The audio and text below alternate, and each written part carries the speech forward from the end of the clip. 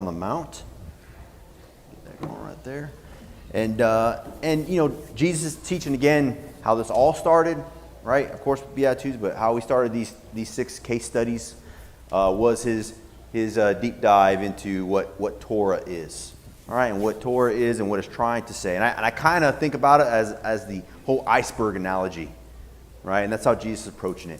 If you know about icebergs, which I really don't, but I know there's a lot of mass on top, but there's a lot more mass at the bottom below the water line.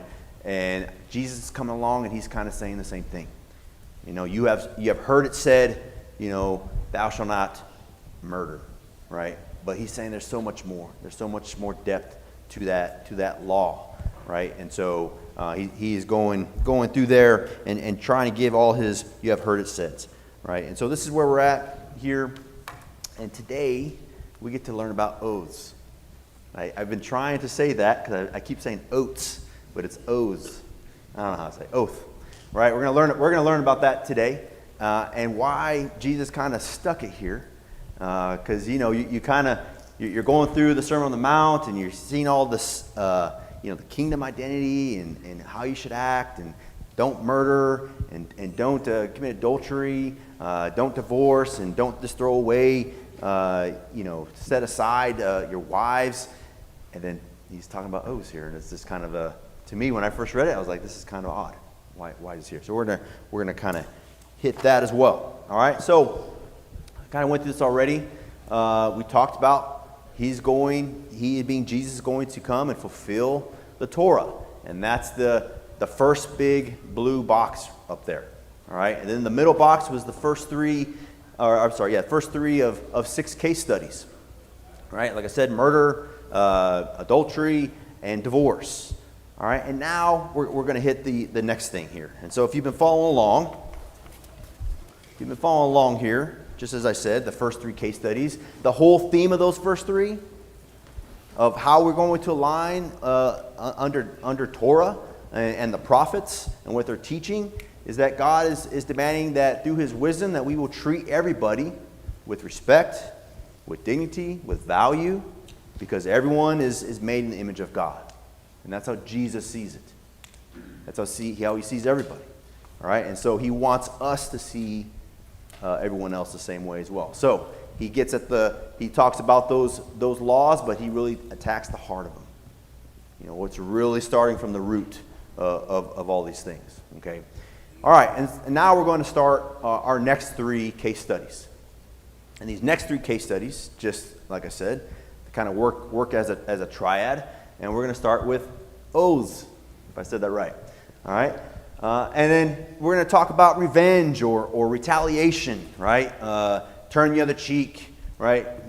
Give them the cloak, all these types of things. And then enemies. How do you love your enemies, right? And what all 3 of these kind of represent in this theme here is how do you work together in this world when you go out there, right? And you're going to get introduced into inevitable conflict. You're going to have conflict. Not just going to be, just out there, just walking on clouds, and God's with you, and so nothing's going to stand in your way, and everything's going to work out for you. You're going to run to other people that you're going to have conflict with. So how do you do that? All right, and so that's what these 3 case studies are going to go after. All right, and so like I said, we're going to talk about it's the fourth of you heard it said. All right, and this is the fourth of the greatest way that you can do right by people, and it's oath keeping. All right, and so let's go ahead and read that. All right, it says again, Matthew 5:33 through 37. This is Jesus talking. He says again, you have heard that the ancients were told. And it's interesting that he says ancients here. Again, in Jesus' perspective, this is 1,000 years later, right? And he's quoting from Torah here. He says again, you have heard that the ancients were told, you shall not make false vows, but shall fulfill your vows to the Lord. But I say to you, make no oath at all, either by heaven, for it is the throne of God, or by the earth, for it is the footstool of his feet, or by Jerusalem, for it is the city of the great king. Nor shall you make an oath by your head, for you cannot make one hair white or black. But let your statement be yes, yes, No, no, anything beyond these is of evil. All right. So, again, let's just acknowledge that, he's going from really universal, personal matters here. He's talking about, anger, lust, and sex and desire. He's talking about conflict and relationships. And now we're oath swearing. And he says what? What do you do with oath swearing? Don't do it. Class is over. All right, we can just stare at each other because that's what we're gonna learn here, right? Don't do it. Okay? And so somehow it got kind of myopic, right? He's addressing something that's pretty specific in their culture. And so we got to kind of learn about, what do they mean in Israel here in their context? What do they mean by oath swearing? Why is it such a big deal? And then why is he kind of turning into this wisdom literature to teach upon that? And so I think we'll find something pretty powerful here as we go through here. All right. And so do not break your oath. What does it say? It says, you shall not make false vows, but shall fulfill your vows to the Lord. All right. And so this is the first time that Jesus, he is not necessarily quoting directly from Torah. He's actually quoting from a handful of verses, and he's kind of colluging them together and making an overall statement here. All right. And so we'll look at where they're actually coming from. All right. And so the first one here, Leviticus 19:12, it says, you shall not swear falsely by my name, so as to profane the name of your God. I am the Lord. And then in Numbers 30:2, it says, if a man makes a vow to the Lord or takes an oath to bind himself with binding and obligation, he shall not violate his word. He shall not do according to all that proceeds out of his mouth. And then the last one here, Deuteronomy 23:21-23, it says, when you make a vow to the Lord your God, you shall not delay to pay it, for it would be sin in you. And the Lord your God will surely require it of you. However, if you refrain from vowing, it would not be sin in you. You shall be careful to perform what goes out from your lips, just as you have voluntarily vowed to the Lord your God what you have promised. All right. So first things first. All right, some vocabulary things here. And if you check this out, you see Jesus teaching on the Sermon on the Mount, we just read this here, and he starts off using the word vows. Okay? He says, you shall not make false vows, but you shall fulfill your vows to the Lord. And then he switches the words. Right? And he says, but I say to you, make no oath. And he goes along talking about oaths. So let me ask you, is there a difference? Is he talking about something different here? What do you think? What's the difference between a vow and an oath?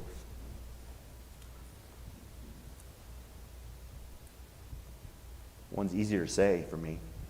I know that. Any ideas? Well, I'll say, and we'll go through this here in a minute, but for vows, right? Oh, how do we make a vow?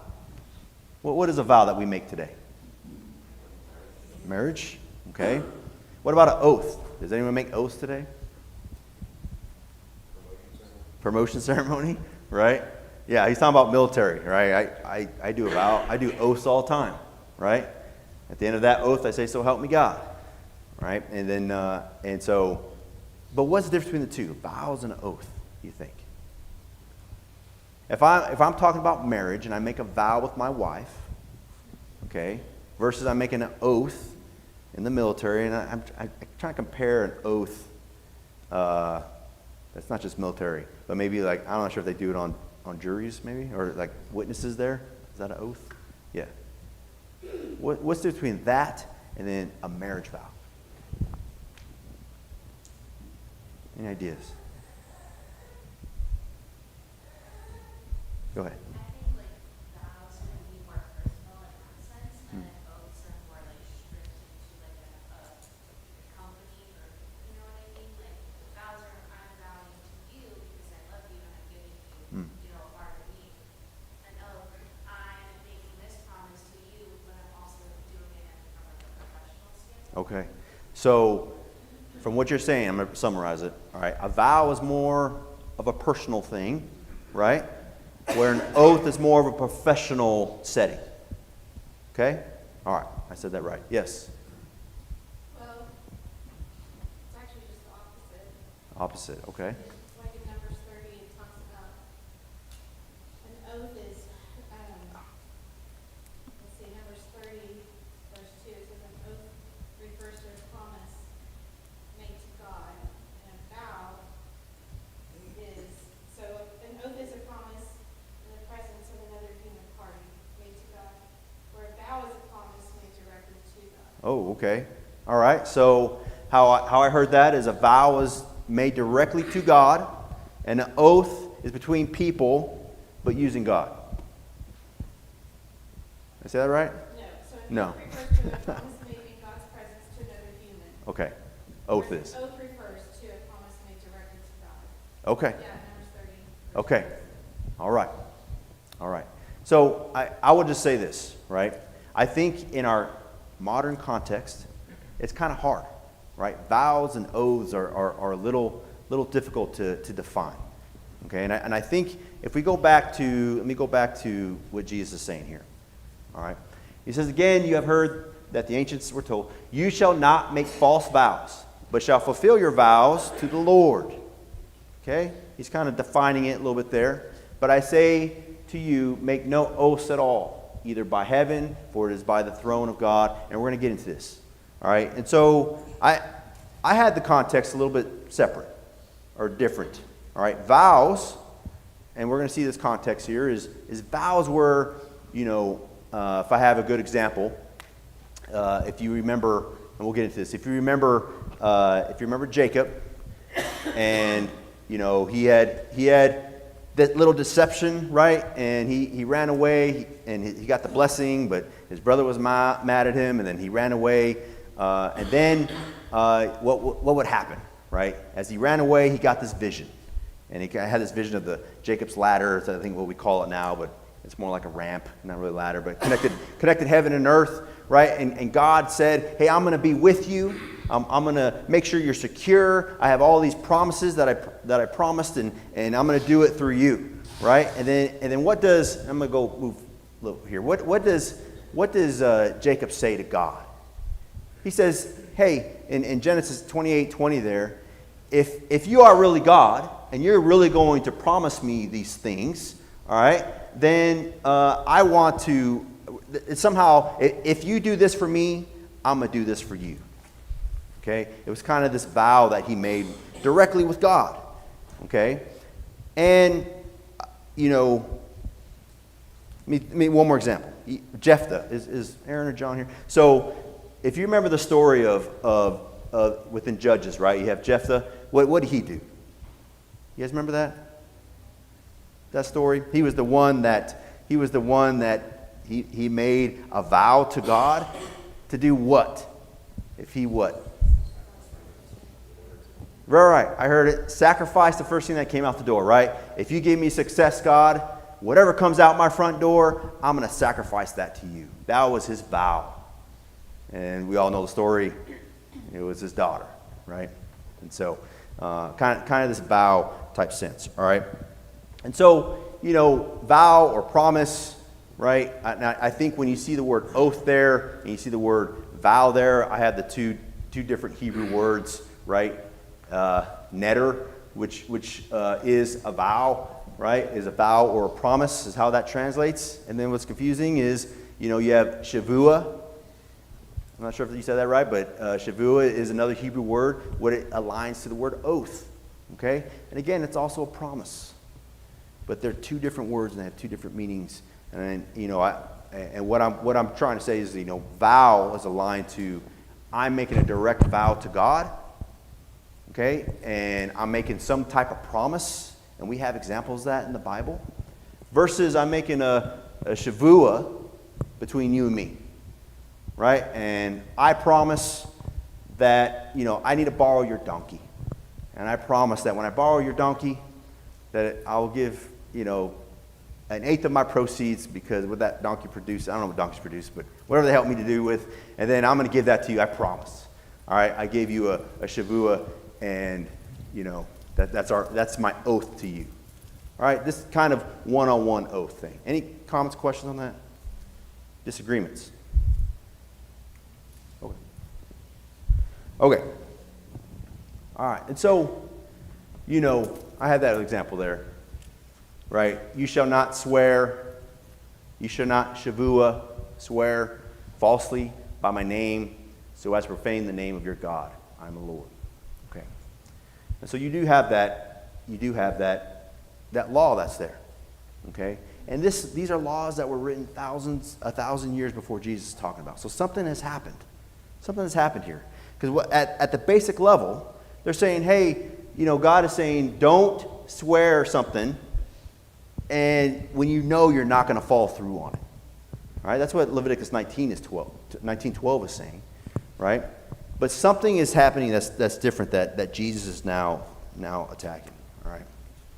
Okay. So we have to imagine a culture where people are doing this all the time. And I'm trying to think if we do that a lot. I remember as a kid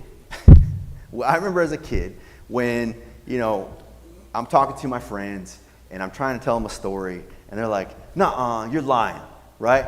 And what would I say? At the time, I don't say this no more. I said, I swear on my mama, right?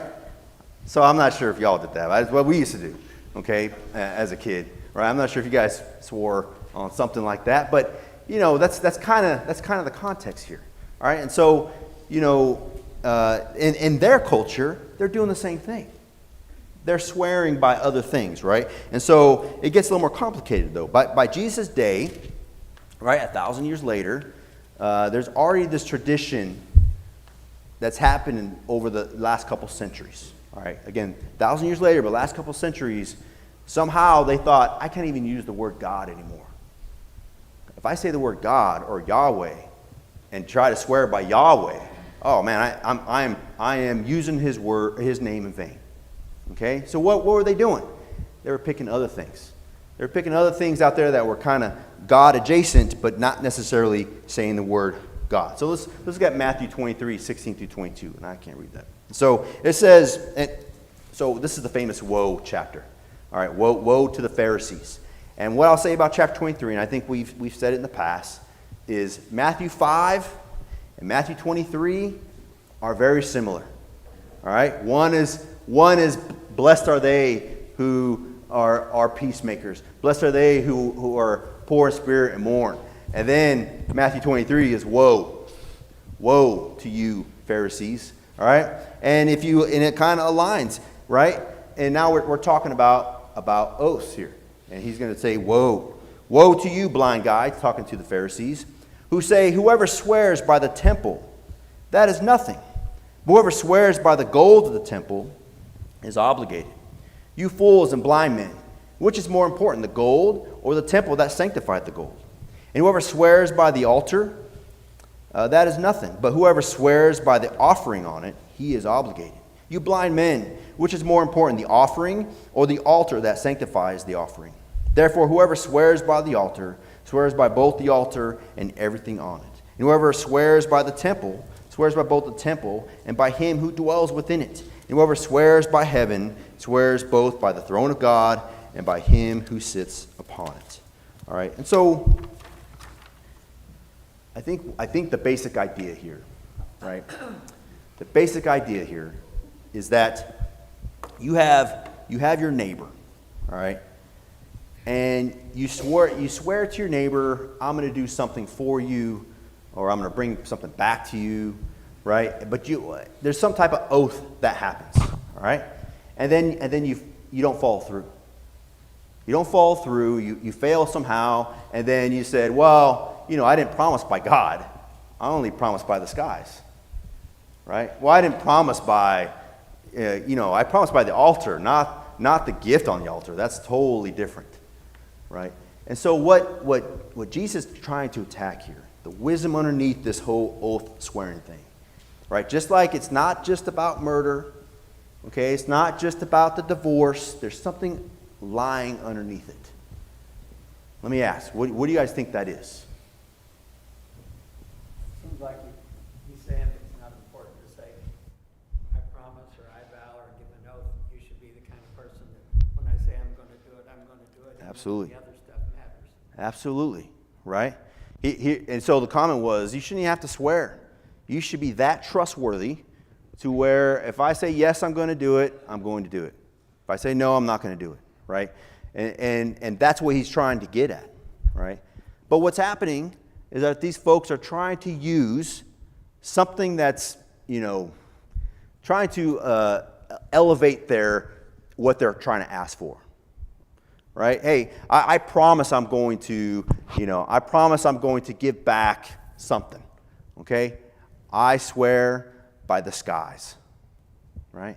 I swear by the skies. It's like, ooh, he swore by the skies. That means he's really, really going to follow through on that promise, right? And that's kind of how they're taking that. And what's Jesus' problem with that? Why does he have a problem with that?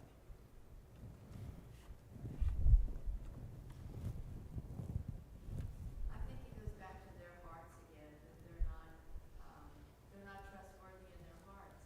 It's always like a divorce. They're trying to get away with something. Yes, absolutely. They're trying to get away with something, right? They're not being honest, okay? And so they're using this oath-keeping between people. And again, what we're talking about here, right? The first three was about how we treat each other, okay? And then the second three is about how we interact in the world. And here we have followers of Torah and the prophets, and they're using oaths and they're using things that were made and created by God to manipulate people to get them to do what they want to do. Yes? And I think he's continuing to build, even within this sermon itself, he's building a contrast to the Pharisees. I think the clearest example is in Matthew 23, like you brought up. But even if you look at what he's already taught, at the end of the Beatitudes, he says, blessed are you, even if people bear false witness against you. So he's saying, hey, already you're going to exist in a world where people are going to take oaths that mean nothing against you to harm you. And even building on his point on divorce, you touched on it last class, that there were religious leaders who were finding every loophole possible. Right. And most of the time, these marriages were contractual. There was some sort of an agreement that they're not following through on. And they're using the Torah then to try and explain away why they should be able to break their oaths. So he's doing this really impressive thing too narratively, where he's building on the arguments and the teaching that he's already laid out. Right. Absolutely. You said a lot there, bro. I don't know if I can summarize all that. All right. But, what I'll say, though, what Ryan was saying is loophole Larrys. That's what these people have become. They have become some way to, hey, I want to know what my threshold is. Right? Here's where can I get close to the line where I'm not necessarily sinning, right? But I'm still operating under this whatever threshold and trying to get as close as possible.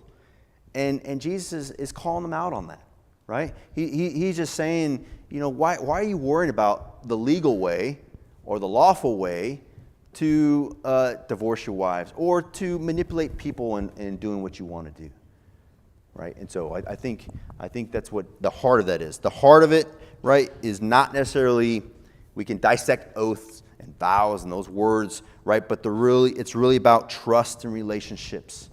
Trust and relationships. And for whatever reason, the people at that time were like, I know you'll be able to trust me if I swear by something. Okay? And that's not what Jesus wants for his people. All right? And relationships are messy. All right? And so it seems that Jesus' basic point here is if I have to manipulate you in order to get something for myself, I'm not trustworthy. I have a problem. Okay, and that's something that Jesus is trying to get after. All right, so let's continue here about the wisdom underneath here. So that final line, he says here. All right. He says, but let your statement be yes, yes, or no, no. Anything beyond these things is evil. All right. I think the famous one from New King James Version is, right, let your yes be yes and your no be no. I think I had it here, the NIV, which I know we don't say around here, but the NIV is all you need to say is simply yes or no. All right. And then the New American Standard, which is what I have up here, is the most literal. right? The most literal to the translation says, let your yes, yes be yes, yes, and no, no. All right. But, what's interesting here, as you look back on the sermon, and I realized as I was prepping for this, I put this picture here as a placeholder for another photo that I had, which I failed to put in because it's one of them weeks. All right. But the point is, though, is that we're trying to lead towards this greater righteousness, but somehow humans, and like we talked about, inevitably developed these ways to take advantage of other people. And that's what was happening here. And, if I swear by something that's close to God, like the altar, if I swear something that's, by the temple, all right, but not the gold in the temple, all right, but who made the gold? And who blessed the people to make the temple? Who made the skies? God, right? And it's like, well, I won't do those things. I will swear by my own head, right? That's my head. Who cares? I mean, it's my head. And God is like, you can't even control the color of your hair, right? You have no authority over anything. Everything is created by God. And so therefore why are you swearing by anything that's out there? Because all of that is created by and controlled by God. And you're in effect swearing by God. And then you're not following through with your oath. And then when you don't follow through with your oath, what are you doing? What's happening when you don't follow through with your oath and you're swearing by God? What happens? What are these people doing when that happens? Any ideas? Blaspheming, using his name in vain, right? That's the whole thing, is that you are now disgracing God's name. You're simply just throwing things out there, and I'm promising by the skies and by the city and all these things, and you don't follow through, and you have in the back of your head that I'm not really going to follow through. I have all this stuff on my plate. Yeah, I swear I'm going to do these things, but I really know I'm not going to do it. You are making these oaths under God, and you're disgracing his name. And that's what Jesus is pointing out here. Okay? And so you can't escape God. So people have developed these elaborate efforts to construct these schemes that help us avoid having the real vulnerable and transparent moment with people, that trust that you need, right? And it's like, brother, I know I have failed over and over and over again. Matter of fact, I have borrowed his power washer and I have not given it back yet. I just remembered that. All right. And so, right. And I promise I'm gonna give it back, and then I don't, and then I don't, and then I don't. And I need to come back to him. Hey, I need to borrow it again. I know I failed. I know all these things. And rather than having this vulnerable conversation, right? I'm like, but I promise by the head of my wife, okay, I will give you that power washer back, right? And then I don't, right? And then what happens, right? I become more untrustworthy, all right? And thus that's the thing that Jesus is really at the heart of. All right. So, in my studies for Sermon on the Mount, there's a great book. This person's not in the church. This person's a philosopher, but had some really good thoughts on the Sermon on the Mount. Okay, but I like this quote here. And he says, the essence of swearing oath that Jesus targets here is about invoking something or someone else, especially God, to make your words seem more significant and more weighty. The aim is to impress others with your seriousness or piety so that you get what you want. It's a device of manipulation designed to override the judgment or input of others in order to possess them for our purposes. It's manipulation, or as we say in our culture today, spin. And Jesus says it's evil. Instead of loving and honoring others with truthfulness, the intent is to get one's way. The verbal manipulation of the thoughts and choices of others. And so, I thought it was a good quote. I remember listening to that while I was driving, and I was like, ooh. And I had to figure out where that was at. But great quote. And that's right on the nail there, what Jesus is trying to talk about. They're using these oaths to manipulate people for their own doings, right? And that's what Jesus is not trying to do here. Okay? So to be honest, vulnerable, and so forth. All right? Last part here. Matthew 5:37 says, "But let your statement be yes, yes, no, no. Anything beyond these is evil." Okay? Is evil. Who is he bringing up here? Who's he bringing up here? Who's evil? Especially in Jesus' eyes. Everyone's eyes. Satan. Satan. Okay? Why would he bring up evil when talking about oath-taking? That's pretty dramatic, right? He didn't bring this up when talking about murder or divorce or adultery. He's talking about oath-taking, and then he was like, anything beyond this is evil. Whew. Making these swearing to other people through relationships, and man, he's really bringing that up. Well, he's known as the deceiver. And so if we are to be people who are of good character, who are, when we say a thing is one way or another, if we are deceiving our fellow man in that, we are of the one who is known as the deceiver. Absolutely. And man, you read my notes, right? And so absolutely, the deceiver, yes. Well, this kind of brings me back to Genesis in the very beginning with Eve, because, talking to Eve and trying to convince her, trying to eat the fruit of the tree, basically lying to her, she's like, no, like, he's lying to you, and he's trying to, like, deceive her in that way. Right. When she really does know the truth. I swear, no, it's not, it's not what God really is telling you, it's just something different. So that's kind of like how I'm perceiving that. Absolutely. Yes. Your mouth is powerful, and everything that comes out of your mouth should be good. Absolutely. So let me summarize the comments. The other comment I got was the reason he says it's evil is because it's like going back to Genesis chapter 3, the deceiver, right? And then coming out from the mouth, it's, well, you said it's bad. Stuff is coming bad, but should be good things. Right? Is that wrong? Huh? 50% there. All right. So, okay. All right. But absolutely, right? It should be good things, but that's not what's happening. And so there is this connection of deceit. There is this connection of Genesis chapter 3. And what does the serpent say? What words does he change? How does he convince Eve to take that fruit? What does he do? He deceives. He uses words, right? That's really his biggest power, right? He uses words, and he gets God's word, and he added the word not to it, right? He added the word not and just caused a little bit of confusion, and that's what's happening. And so what he did was he used words to manipulate Eve, and ultimately Adam, and ultimately the fall of man. Okay? And Jesus is making this connection here.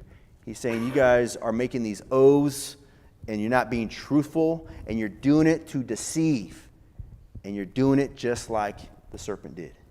All right, very powerful. All right? And so I think in that context, Jesus is saying, look at what happens to man. Just with words. Just with false promises. Right? And just all this destruction comes along with it. Okay, and really Jesus is getting at the heart of that. I think I have. Yeah. I talk about the template here. I'll just quickly go through because I think the bell is about to ring here. And so this is the whole, the template I talk about is just like in Genesis chapter 3, there is this effort by Satan to deceive, right? And he's using words to do it. And the whole purpose is for self gratification or to manipulate others. And that's what happens. To protect themselves. There's a whole bunch of reasons, right? Genesis 20, that's my Abraham and Sarah picture, right? But they're trying to convince other folks that, hey, she's my sister, right? She's my sister and not my wife. So that he feared that they were going to kill him, right? But in that instance, he tried to deceive others, right? And then God, came to Abimelech in a dream and all the whole thing. And then Abimelech came back and said, why'd you lie to me? Why did he lie to him, right? And there's many reasons, okay? And then you know, we have the Gibeonites who dressed up all you know, poor, and they had broken sandals and dry food, and they presented themselves to Joshua and for the whole purpose of deceit, so that they could get on the good side of the Israelites and have them have an oath with them, and they did, all right? And they did, and it was all going against what God ultimately said, all right? So, yeah, and Joshua made peace with them. He made a covenant with them. He said that they can live with him, right? And then and they swore that oath. All things that God told them not to do. Okay, all right. And so a lot of stories like that, but you know, I think we've already pretty much said it. Oath. You know, when I first came into this, like, well, oaths are oaths. I don't do that often, but I think the underlying teaching there is that Jesus is seeing this. He's seeing this from his people who declare, "Hey, I follow Torah and I follow the prophets, and these are the things that I do, and they're, you know, I make sure I don't murder people. I make sure I don't divorce this nilly-willy like that out there." But he's saying, man, underneath all that, the heart of all of God's teaching, right, is this trust that you're breaking with the people that you live amongst. Okay. All right. All right. So I would say, you know, this triad here, the second triad, this is how he starts. The second two are going to be this non-violent retaliation, right? And then you ask yourself, all right, I'm out there in the world. I'm not going to retaliate. I'm not going to take advantage of people with my words, all right? But they slap me on the cheek. Okay, how do I respond to that? How do I respond to that when someone does me wrong? Okay, now we're enemies. Somehow we became enemies, and this person hates my guts. How am I going to respond to that? These are real issues, okay, that are happening at that time, and I think now, all right. And these are things that Jesus is going to say. You know, it's not. You know, just walk all over me. That's not what he's going to teach here, all right. But he's going to really teach you how to operate in a world, to be following God's word, but ensuring that you do it in the right way. Any questions, comments on that? All right. Yes. A lot of this has to do with, all of them are very similar. The same underlying issue is they were all selfish. They're not considering others more valuable. And if you look at all the headings in our Bible about everything that Jesus is talking about, you know, anger, lust, divorce, oaths, retaliation, loving everything, it all comes to treating others as more valuable than yourself. Mm-hmm. And the majority of the sermon, the whole sermon, can fall under that category. If we can just learn to treat others as more valuable than ourselves. Absolutely. Treating others more valuable than ourselves. It's talking about the selfishness of people. And I think later in the sermon, when we get to chapter 7, right, he's going to talk about these particular people who practice these things. They're going to be like, Lord, Lord, right? Didn't I call your name? Didn't I follow your teachings? And he's going to say, I never knew you, right? And it's because they didn't understand the heart of what Torah and prophets were actually teaching, the value and the heart of all that. All right. Thank you. Oh, last question. Sadly today, God's name is used carelessly, recklessly. The phrase, "oh my God," is used as an expletive. And it's just so permeating our speech in this society. If you are surprised, you can say, instead of "oh my God," "that's surprising. Oh, I didn't expect that." Instead of referring to God Right. in a very casual, disrespectful way. Right. Absolutely. And I think the ultimate teaching here, and just a comment, is the way today we use God's name. We probably need more respect, right? And that's what the heart of that is don't use God's name in any way that brings disgrace to him. Right? All right, thank you.